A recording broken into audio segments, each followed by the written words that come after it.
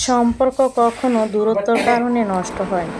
সম্পর্ক নষ্ট হয় মিথ্যা, অহংকার, বেইমানি এবং অপমানের কারণে। প্রিয় মানুষটাকে কখনো ব্যস্ততা দেখাতে নেই, ইগনোর করতে নেই। কখনো কখনো ব্যস্ত থাকলে তাকে অন্তত বলতে হয়, আমার আসতে একটু দেরি হবে বা আমি একটু পরে আসব, তুমি কি করো। দুই একবার খোঁজ খবর অন্তত ফোনে নিয়ে তাকে জানিয়ে দিতে হয় ব্যস্ত থাকার কারণটা।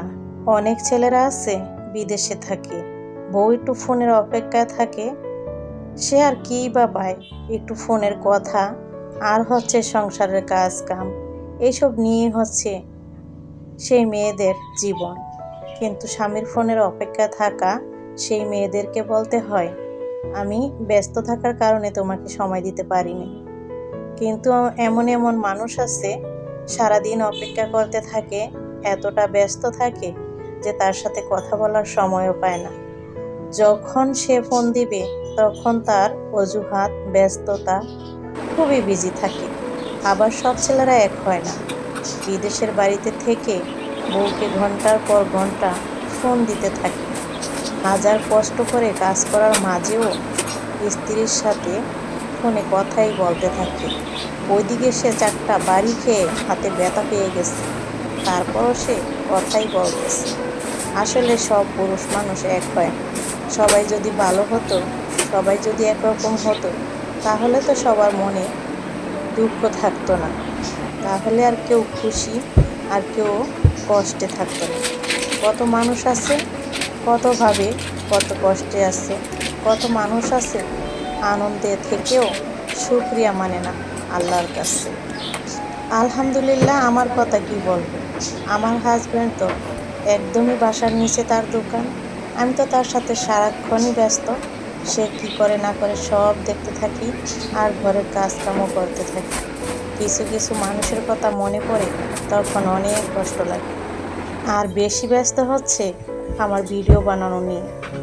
2টা ইউটিউব চ্যানেল এবং ফেসবুক পেজে 2বার 3বার ভিডিও আপলোড দেওয়া, এগুলোকে এডিট করা, এরপর হচ্ছে সংসারের কাজ করা, সেলাই কাজ করা, কাস্টমারের ড্রেসগুলো রেডি করা, এইসব নিয়ে আমার অনেক ব্যস্ত জীবন কেটে যায়। স্বামীর সাথে গল্প করার সুযোগও নেই, আর তারও নাই। সে অনেক ব্যস্ত, আমিও অনেক ব্যস্ত। ওই তো বাসায় দুপুরে খাওয়া দাওয়া করে একটুখানি রেস্ট নেয়, এরপর আবার রাতে আসে আর সারাদিন কাজ করতে থাকে। তা তো আমি ঘুরে ফিরে তাকে দেখি, আমার কোনো সমস্যা হয় না, কারণ আমি অন্তত তাকে দেখতে পাই। এই জন্য আমার কোনো খারাপ লাগে না হাজার ব্যস্ত থাকার কারণে। এতটা ব্যস্ত মনে হয় আর কেউ থাকে না। দোয়া করি আমার স্বামীর ছেলে সন্তান, স্ত্রী সন্তানকে নিয়ে যেন সুখে থাকে। সব মেয়েদের হাজবেন্ড যেন সব মেয়েদেরকে সময় দেয় এবং সব মেয়েরা যেন তার স্বামীর সংসারে সুখে থাকে। অনেক বকবক করে নিয়েছি। সম্মানিত দর্শক, আসসালামু আলাইকুম। আমি ফাতেমা বলছি নারায়ণগঞ্জ থেকে। সবাইকে ওয়েলকাম জানিয়ে শুরু করছি নতুন আরও একটি লাইফস্টাইল ব্লগ।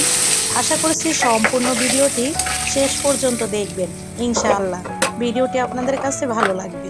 বগর বগর করতে করতে অনেক কিছুই করে ফেলেছি, তা তো দেখতেই পেলেন। এখন হচ্ছে রান্নাও শুরু করে দিয়েছি।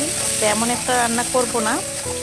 এখানে হচ্ছে পাঙাশ মাছ তো আমি ভেজে নিয়েছি, আর এই তো পেঁয়াজ কুচি দিয়েছি তেলে, তারপর হচ্ছে দিয়ে দিয়েছি তেজপাতা, এরপর আদা রসুন বাটা, মানে ওই মাছ ভাজার তেলই দিয়েছি। দিয়ে এখন হচ্ছে হলুদের গুঁড়া আর হচ্ছে মরিচের গুঁড়া, ধনিয়া গুঁড়া, এইসব দিয়ে হচ্ছে ভালো করে মশলাটাকে কষিয়ে নিতে হবে, আর সাথে স্বাদ মতো লবণটা দিয়ে ভালো করে কষাতে হবে।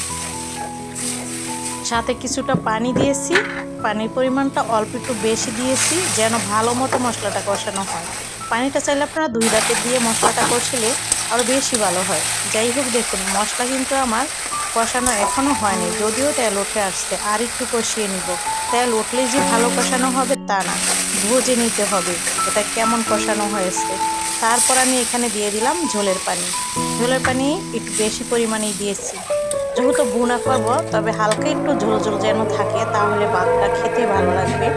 আর একদম শুকনো ভুনা করে ফেললে সেটা দিয়ে আবার ভাত খেতে ভালো লাগে না। যাই হোক, এই তো ভাজা মাছগুলো দিয়ে, আর এই তো এখন ঢাকনা দিয়ে ডেকে পানিটাকে শুকিয়ে নিব। নামানোর আগ দিয়ে হচ্ছে জিরা গুঁড়োটা দিয়ে দিচ্ছে, এই তো দেখুন। তারপর নামিয়ে ফেললাম, একটু হালকা ঝোল ঝোল রেখেছি। তরকারিটা খেতে বেশ ভালো হয়েছিল। তো এই তো আমি ডাইনিং টেবিলে হচ্ছে এখন আমার খাবারগুলো প্রতিদিনের মতো রেখে দিয়েছি। চুলায় হচ্ছে মেয়ের জন্য একটু বিরিয়ানি রান্না করবো। প্রতিদিন যাও খেতে খেতে ওর ভালো লাগতেছে না, তাই ভাবলাম টেস্টের একটু পরিবর্তন করি, একটু যাও টাইপের বিরিয়ানি রান্না করে দিব, মানে টেস্টটা একটু ঝাল ঝাল গলা গলা থাকবে। এই জন্য মাংসের পিসগুলোকে ছোট করে পিস করে কেটে নেওয়ার পর আবার থেতলিয়ে নিয়েছি, মানে আর কি থেতুনি দিয়ে, মানে হামানদিস্তা দিয়ে আর কি থেতলিয়ে নিয়ে তারপর হচ্ছে যে এরকমভাবে রান্নাটা বসিয়ে দিলাম, যেন কলেজ থেকে এসে খেতে পারে। তো আর একটু ফুটবে, দমে রেখে দিব। আর আপনাদের ভাইয়া আসছে, এখন আমরা খাওয়া দাওয়া করে নিব। সাইফুল দোকানে চলে গেছে আর আপনাদের ভাইয়া বাসায় চলে আসছে। খাওয়া দাওয়া শেষ করে আমি তো ভিডিও আপলোড দিয়েছি, ভিডিও এডিট করেছি, তারপর আবার চলে আসলাম কাপড় কাটিং করার জন্য। কাপড়টা কেটে নিচ্ছি, কালকে সেলাই করবে। এখানে 2 পিস কেটে নিচ্ছি, তবে পোট্রির কাপড়টা আমি এখানে শেয়ার করলাম। তো যাই হোক, আশা করছি আপনারা বুঝতে পারছেন অনেক ব্যস্ততার ভিতরে আমার জীবন যায়। তো আপনারা সবাই আমার জন্য দোয়া করবেন। কেমন লাগলো কমেন্ট করে অবশ্যই জানাবেন। আল্লাহ হাফেজ।